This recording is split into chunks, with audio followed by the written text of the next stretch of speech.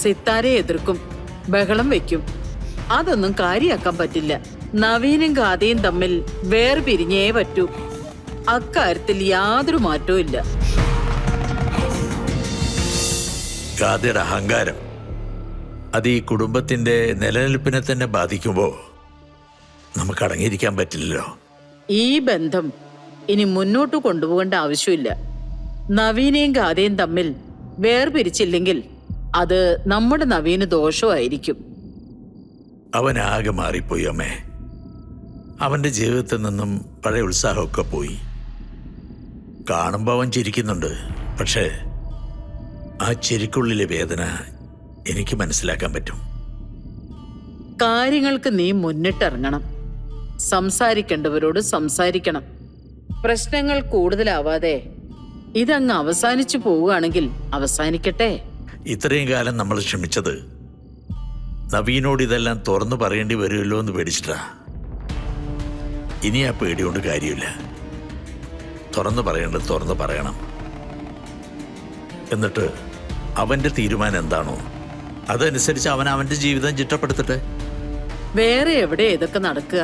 നീ ഒന്ന് ആലോചിച്ച് നോക്കുന്നെന്താ? നവീൻ താലി ചാർത്തിയ പെൺകുട്ടി കൃഷ്ണയാണെന്നറിഞ്ഞിട്ടും ഞാനും നീയും ഇത്രയും കാലം ഒരാളോടും അത് പറയാതിരുന്നില്ലേ?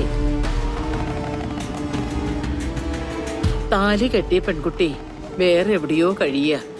പകരക്കാരിയായി വന്നവള് ഒരു കുടുംബത്തിന് തന്നെ വെല്ലുവിളിയാ. ദൈവങ്ങൾ എല്ലാത്തിനും പരിഹാരം ഉണ്ടാക്കുന്നുള്ളത് സത്യമാ.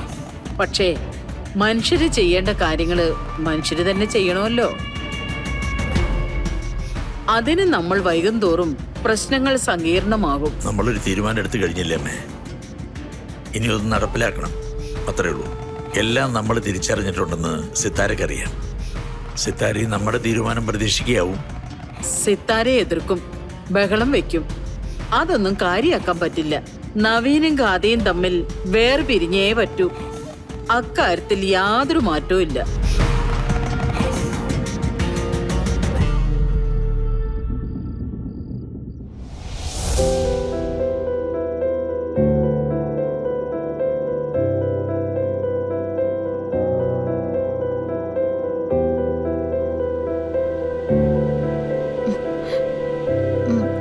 അമ്മ എന്താ കഴിക്കാത്തെ? ആ കൊള്ളാം. ഈ ആളാണോ എനിക്ക് കൂട്ടു നിൽക്കാന്ന് പറയുന്നേ? അമ്മ ഇങ്ങനെ തളർന്നു നിന്നാ എന്റെ മനസ്സിന് എന്ത് ധൈര്യം കിട്ടാനാ? അമ്മേ, മറന്നു കളയേണ്ട കാര്യങ്ങളാ നമുക്ക് ജീവിതത്തിൽ കൂടുതലുള്ളത്. ഇതുവരെയുള്ള പല കാര്യങ്ങളും നമുക്ക് മറക്കേണ്ടി വരും. എന്നിട്ട് നമുക്ക് പുതുതായിട്ട് തുടങ്ങാം. അമ്മ സന്തോഷത്തോടെ എന്റെ കൂടെ നിന്നാലേ എന്ത് ചെയ്യാനും എനിക്കൊരു കരുത്തുണ്ടാവും. ശരി, ഞാൻ നിന്നെ വിഷമിപ്പിക്കില്ല. അമ്മ എന്നും നിന്റെ കൂടെ തന്നെ ഉണ്ടാവും. ആ, എന്ന് ഭക്ഷണം കഴിച്ചേ. പിള്ളേര് വാടി തളർന്നിരിക്കുമ്പോഴേ അവർക്ക് അമ്മമാര് വാരി കൊടുക്കാറില്ലേ? ഇപ്പൊ എന്റെ കൊച്ചിയെ ഇതാ അമ്മ വാരി തരാം കേട്ടോ.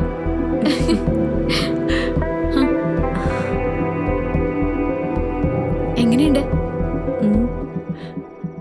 അല്ല, നീ എന്താ കഴിക്കാത്തത്? ഹാ, അത് കൊള്ളാം.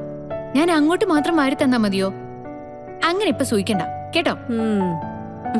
എനിക്ക് വാരിത്തരാൻ തീരുമാനിച്ചത് ഞാൻ നിനക്ക് വാരിത്തരാനുള്ള കൊതിയുണ്ടല്ലേടി. ആ, അങ്ങനെയാണെങ്കി അങ്ങനെയാണെന്ന് കൂട്ടിക്കോ. അമ്മ വാരി തരുമ്പോഴാ അതിന്റെ കൃത്യമായ രുചി.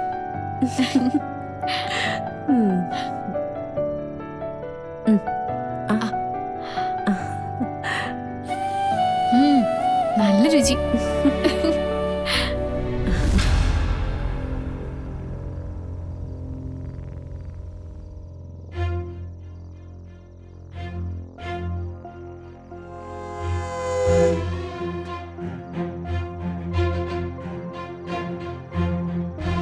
ഹലോ മൂർത്തി സാറേ.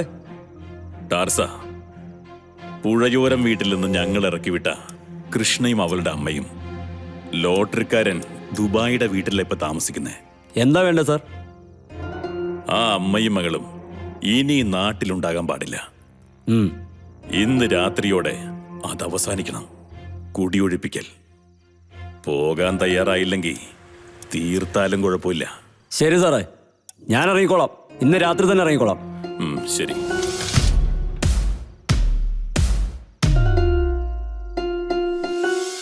വെല്ലുവിളിച്ചത് ആരെയാണെന്ന് അവക്കറിയില്ല. അനിയൻ സാറിനെ കെണിപ്പെടുത്താമെങ്കില് ഇവരെ ഒതുക്കാനാണോ പ്രയാസം?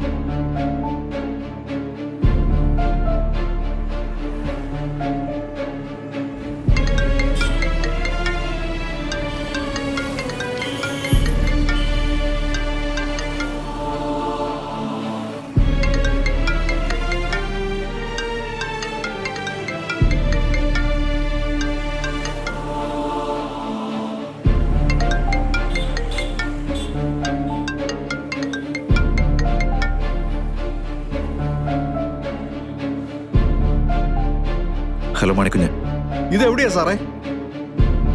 ഞാൻ സിറ്റി തന്നെ ഉണ്ട്. സാറേ സ്ഥലം പറ, ഞാൻ അങ്ങോട്ട് വരാം. വേണ്ട, എനിക്ക് മനസ്സിനൊരു സ്വസ്ഥത കിട്ടുന്നില്ല മാണിക്കുഞ്ഞ്. നമ്മൾ തമ്മിൽ ഇപ്പം കാണണ്ട. ഞാൻ പറയുന്നത് കേക്ക്. ഞാൻ അങ്ങോട്ട് വന്നിട്ട് സംസാരിക്കേണ്ട 1-2 കാര്യങ്ങളുണ്ടെന്നേ. നാളെ രാവിലെ ചെയ്തു തീർക്കാനുള്ളതാ. വേണ്ടടോ, എന്നെ കൊണ്ടിപ്പോൾ ആ കാര്യമൊന്നും സംസാരിക്കാൻ പറ്റത്തില്ല. താൻ പിന്നെ എപ്പോഴെങ്കിലും വിളിക്ക്. Sir 1 minute. സാറേ ഓ ദൈവമേ, ഇതെന്നാ പറ്റി സാറിന്?